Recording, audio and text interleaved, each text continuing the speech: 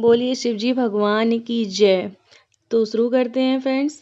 सोमवती अमावस्या की कथा। सोमवती अमावस्या व्रत कथा के अनुसार एक गरीब ब्राह्मण परिवार था। उस परिवार में पति, पत्नी और उसकी एक पुत्री भी थी। उनकी पुत्री समय के गुजरने के साथ साथ धीरे धीरे बड़ी होने लगी। उस पुत्री में बढ़ती उम्र के साथ सभी स्त्रियोचित सगुणों का विकास हो रहा था। वह कन्या सुंदर, संस्कारवान और गुणवान थी, परंतु गरीब होने के कारण उसका विवाह नहीं हो पा रहा था। एक दिन उस ब्राह्मण के घर एक साधु महाराज पधारे। साधु उस कन्या के सेवा भाव से अत्यधिक प्रसन्न हुए। कन्या को लंबी आयु का आशीर्वाद देते हुए साधु ने कहा कि इस कन्या के हाथ में विवाह का योग्य रेखा नहीं है। तब ब्राह्मण दंपति ने साधु से इसका उपाय पूछा। कन्या ऐसा क्या करे कि उसके हाथ में विवाह योग्य बन जाए? साधु महाराज ने कहा। कुछ देर विचार करने के पश्चात अपनी अंतर्दृष्टि में ध्यान करके बताया कि कुछ ही दूरी पर एक गांव में सोना नाम की एक धोबिन महिला अपने बहू और बेटे के साथ रहती है, जो बहुत ही आचार विचार और संस्कार संपन्न तथा पति परायण है।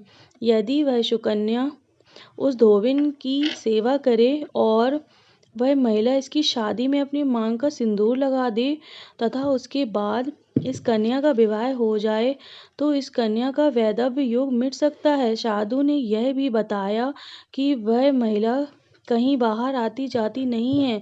यह बात सुनकर ब्रह्माणी ने अपनी बेटी से धोबिन की सेवा करने का प्रस्ताव रखा।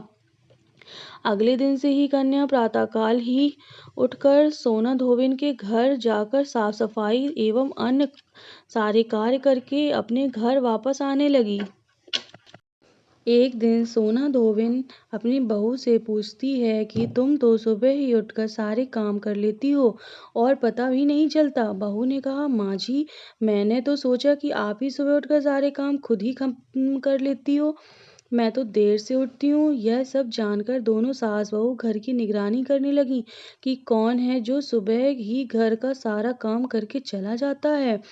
कई दिनों के बाद धोबिन ने देखा कि एक कन्या मुंह ढके अंधेरे में घर आती है और सारे काम करने के बाद चली जाती है। जब वह जाने लगी तो सोना धोबिन उसके पैरों पर गिर पड़ी। पूछने लगी कि आप कौन हैं और इस तरह छुपकर मेरे घर की चाकरी क्यों करती हैं? तब कन्या ने साधु द्वारा कही गई सारी बात बताई। सोना धोबिन पति परायण थी, अतः उसमें तेज था।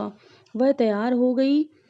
सोना धोबिन के पति थोड़ा अस्वस्थ थे। उसने अपनी बहू से अपने लौट आने तक घर पर ही रहने को कहा। सोना धोबिन ने जैसे ही अपनी मांग का सिंदूर उस कन्या की मांग में लगाया, सोना धोबिन का पति मर गया। उसे इस बात का पता चल गया। वह घर से निराजल ही चली थी, यह सोचकर कि रास्ते में कहीं पीपल का पेड़ मिलेगा तो उसे भावरी देकर उसकी परिक्रमा करके ही जल ग्रहण करेगी। उस दिन सोमवती अमावस्या थी। ब्राह्मण के घर मिले पुए पकवान की जगह उसने ईंट के टुकड़ों से 108 बार भौंरी देकर 108 बार पीपल के पेड़ की परिक्रमा की और उसके बाद जल ग्रहण किया। ऐसा करते ही उसके पति के मृत शरीर में वापस जान आ गई। धोबिन का पति फिर से जीवित हो उठा। बोलिए शिवजी भगवान की जय। आपको मेरी वीडियो कैसी लगी फ्रेंड्स, मुझे कमेंट बॉक्स में ज़रूर बताइएगा। Thanks for watching.